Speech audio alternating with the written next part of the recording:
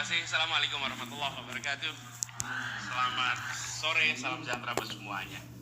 Bu Rektor dan seluruh jajaran pimpinan Universitas Gadjah Mada yang saya hormati, teman-teman mahasiswa dan seluruh hadirin. Saya merasa mendapat kehormatan untuk berada di sini menyampaikan gagasan terkait dengan amanah yang sedang diembankan kepada kami. Indonesia adalah sebuah negara dengan penuh potensi. Dan ketika kita memilih untuk merdeka dan mandiri, kita memiliki cita-cita, kita memiliki janji dan tujuan. Apa itu? Menghadirkan sebuah keadilan bagi seluruh rakyat Indonesia. Itu janji yang kita sepakati ketika Republik ini berdiri. Pra kemerdekaan, kita hidup dalam kolonialisme, dan itu artinya negeri Belanda kaya, negeri Nusantara miskin. Dan kita sekarang bertanggung jawab untuk bisa menghadirkan keadilan, kesetaraan. Itulah misi utama dari perubahan. Apa terjemahannya?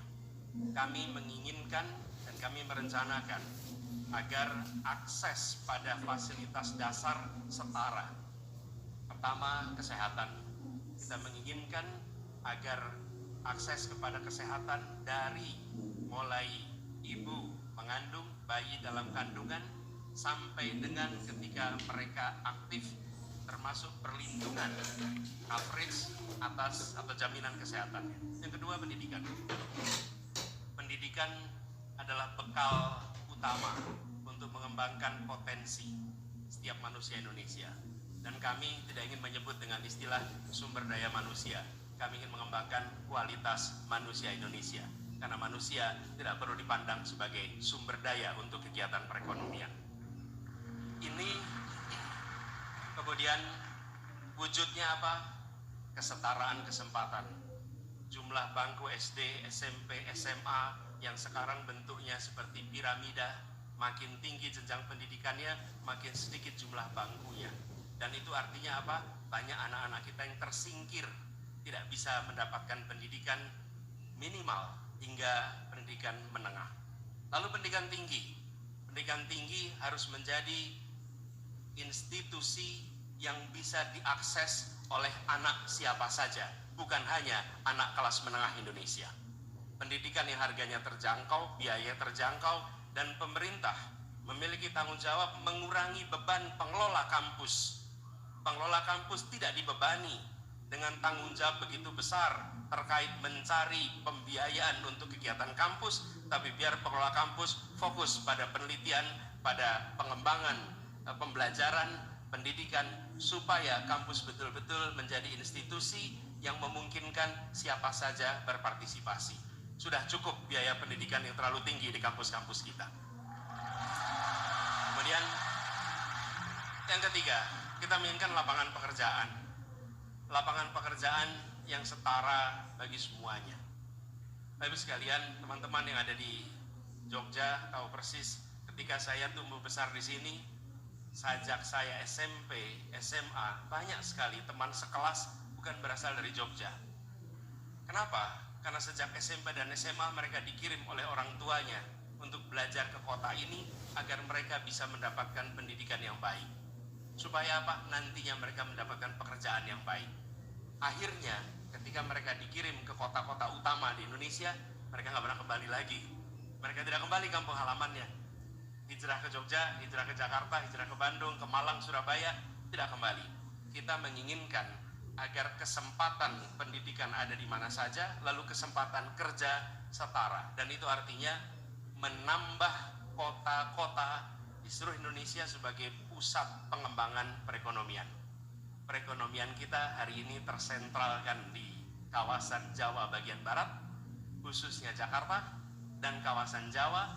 Kita menginginkan dan merencanakan kota-kota di seluruh Indonesia, minimal 14 kota, menjadi mesin penggerak perekonomian yang memungkinkan bagi semua untuk bisa mendapatkan lapangan pekerjaan yang setara.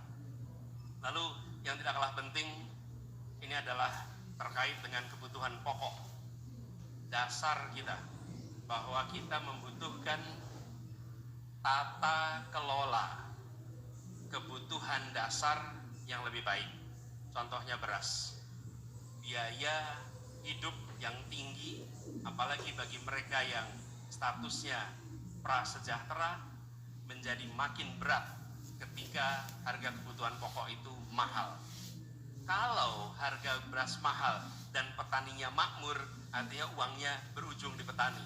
Tapi situasi yang kita hadapi adalah berasnya harganya mahal, petaninya tidak sejahtera, uangnya hilang di jalan. Tata niaga ini dikoreksi dan mafia-mafia terkait produk pertanian ini harus diperangi secara tuntas, karena merekalah sumber masalah yang ada di tempat ini. Apa yang terjadi? Di ujung kita menginginkan agar biaya kebutuhan pokok lebih menurun, lebih murah. Di sisi lain, kesejahteraan dari para petani lebih tinggi. Pakai indikator sederhana, petani bisa menabung, titik. Selama petani tidak bisa menabung, maka biaya operasinya, biaya produksinya tidak sebanding dengan pendapatannya. Yang kelima, penegakan hukum. Negeri ini punya kesempatan untuk maju, tetapi selama rule of law, kepastian hukum, penegakan hukum tidak menjadi prioritas, maka yang terjadi adalah tata kelola pemerintahan tidak berjalan dengan baik. Praktek korupsi masif di mana-mana. Dan yang kita saksikan adalah aparat yang seharusnya menegakkan hukum melakukan tindakan-tindakan yang tidak setara. Mereka yang kuat tak tersentuh, mereka yang lemah tersentuh. Mereka yang kawan tak tersentuh, mereka yang lawan disentuh terus. Dan ini harus diubah. Pemberantasan korupsi menjadi prioritas penting, penegakan hukum yang adil menjadi prioritas, dan membuat pengadilan kita menjadi pengadilan yang kredibel, itu prioritas kita. Ini adalah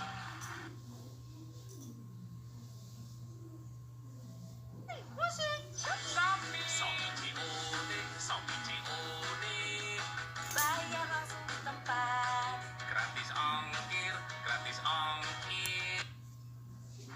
aspek yang membuat Indonesia kita bisa take off. Bila kita perhatikan ini, kebutuhan pokok, kesehatan, pendidikan, lapangan pekerjaan, dan kepastian hukum ini kita tata dengan baik, insya Allah Indonesia akan menjadi negeri yang lebih baik. Kita akan maju dalam keadilan. Kenapa kata keadilan itu penting, Bapak sekalian? Karena kita selama ini sudah melakukan pembangunan, bukan setahun 2 tahun, lebih dari 7 dekade. Tetapi yang menerima manfaat masih sebagian. Tanggung jawab kita adalah memasukkan unsur keadilan di dalam seluruh pengambilan kebijakan. Kami pernah lakukan di Jakarta, termasuk pengambilan kebijakan soal pertamanan, kebijakan terkait jalan raya, kebijakan terkait sekolah, kebijakan terkait kesehatan. Faktor keadilan dimasukkan. Dan ketika faktor keadilan dimasukkan, apa yang terjadi? Yang merasakan manfaatnya menjadi jauh lebih luas. Mereka yang selama ini tidak dapat manfaat, kemudian mendapatkan manfaat. Republik ini didirikan bukan sekedar untuk meningkatkan kesejahteraan. Republik ini didirikan untuk menghadirkan keadilan sosial bagi seluruh rakyat Indonesia. Itu kalimat terpenting. Dari situ kita berharap nanti ada persatuan, ada kebersamaan.